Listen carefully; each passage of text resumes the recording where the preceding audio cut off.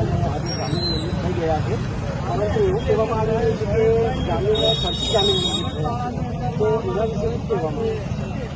આજ રોજ હાઈકોર્ટમાંથી આપણા ડીડીયાપાડાના લોકલાડીલા ધારાસભ્ય ચેતરભાઈ વસાવાના જામીન મંજૂર થઈ ગયા છે.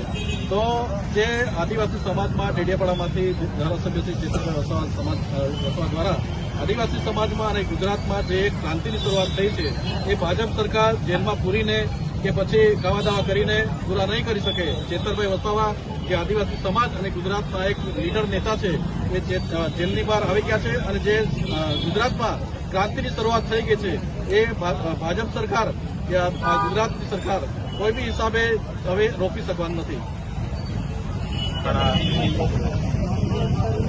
આજે ડીડીયાપાડા અને સાગબારાના લોકલાડીલા ધારાસભ્ય આદરણીય ચેતરભાઈ વસાવા એ 71 દિવસથી જેલમાં હતા.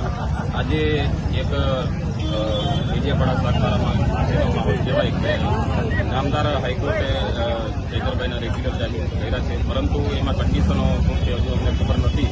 પરંતુ અમને જે જામીન મળ્યા છે એના માટે ડીડીયાપાડા અને જે સાગબારા લોકલાડીલા ધારાસભ્ય અત્યારે જેલમુક્ત થશે અને ડીડીયાપાડામાં અને સાગબારામાં અને ઉમરગામથી અંબાજી સુધી આદિવાસી પટ્ટામાં એક દિવાળી જેવો માહોલ છે.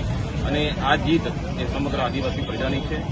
આ જીત એક સત્યની છે અને જે અન્યાય સામે હજુ પણ અમારે લડવું પડશે, તો અમે આ રીતથી લડીશું અને લોકોનો અવાજ પણ કરીશું. ડેડિયાપાડા નર્મદા જિલ્લામાંથી કેટલા સમય સુધી બહાર રહેવું પડશે? બિલકુલ એ જે કન્ડિશનો છે એ સાંજે અમને ખબર પડશે, અત્યાર સુધી અમને જાણવા મળશે.